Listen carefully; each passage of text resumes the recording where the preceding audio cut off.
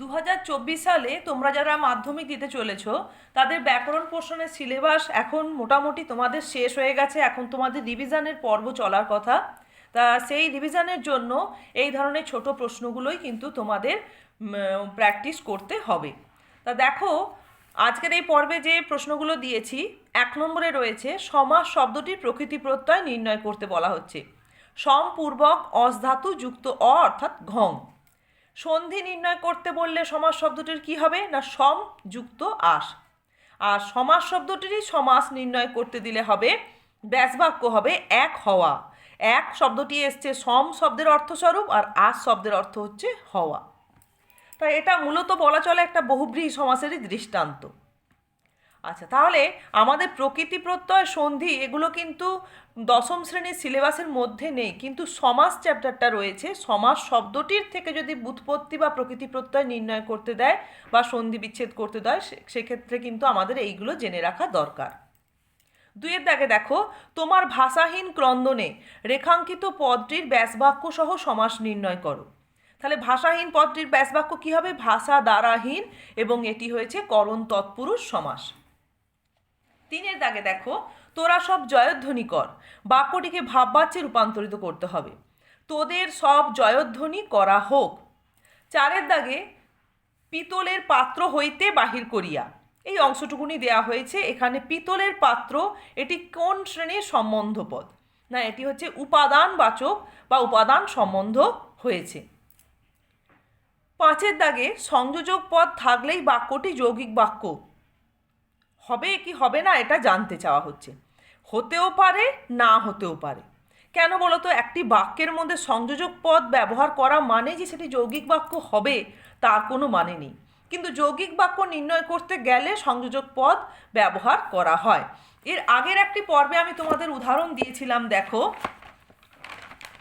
আমি বাজারে গিয়ে আম ও পেয়ারা কিনলাম। তাহলে এই বাক্যটিতে কিন্তু একটি সংযোজক পদ ও রয়েছে। তাহলে এই বাক্যটি কি আমরা বলবো যৌগিক বাক্য? এটি তো সরল বাক্য। একটি অসমাপিকা ক্রিয়া দিয়ে এই বাক্যটিকে সংযুক্ত করে সরল বাক্য হিসেবে তৈরি করা হয়েছে। বা ধরো বললাম আমি বাজারে গেলাম ও বা এবং আম ও পেয়ারা কিনলাম। তাহলে এই বাক্যটাতেও কিন্তু এবং ও সংযোজক পদ ব্যবহৃত হয়েছে। তাহলে সে বাক্যটা যৌগিক বাক্য, কিন্তু এই বাক্যটি কিন্তু সরল বাক্য। তাহলে বাক্যের মধ্যে সংযোজক পদের উপস্থিতি থাকা মানেই যে সেটি যৌগিক বাক্য হবে তা কিন্তু নয়। তাহলে যৌগিক বাক্য হতেও পারে, নাও হতে পারে। আচ্ছা, 6 দাগে দেখো, তুমি যাবে নতুবা খবর পাঠাবে। গঠনগত দিক থেকে এটি কী বাক্য না যৌগিক বাক্য। একটি নতুবা সংযোজক অব্যয় এখানে ব্যবহার করা হয়েছে, এবং বাক্যের মধ্যে 2টি প্রধান খণ্ডবাক্য রয়েছে। 7 দাগে দেখো, উপপদ বলতে কি বোঝায় না কৃদন্ত পদের পূর্ববর্তী পদকে বলা হচ্ছে কি উপপদ। যেমন ধরো একটা উদাহরণ মুখেই বলছি, যে পঙ্কজ, পঙ্কে জন্মে যাহা, সেটা হচ্ছে পঙ্কজ। তাহলে এখানে জন্মের পূর্বে যে পদটি রয়েছে পঙ্ক, এই অংশটা হচ্ছে উপপদ। বা অগ্রজ, অগ্রে জন্মে যা। পঙ্কজটা যদিও হয়ে যায় বহুব্রীহি সমাসের দৃষ্টান্ত, তোমরা যদি অগ্রজ দৃষ্টান্তটা ধরো, তাহলে অগ্রে জন্মে যা, তাহলে অগ্র এই পদটা হচ্ছে উপপদ, আর জন্মেটা হচ্ছে কৃদন্ত পদ। কৃদন্ত পদের পূর্ববর্তী পদকে বলছে উপপদ।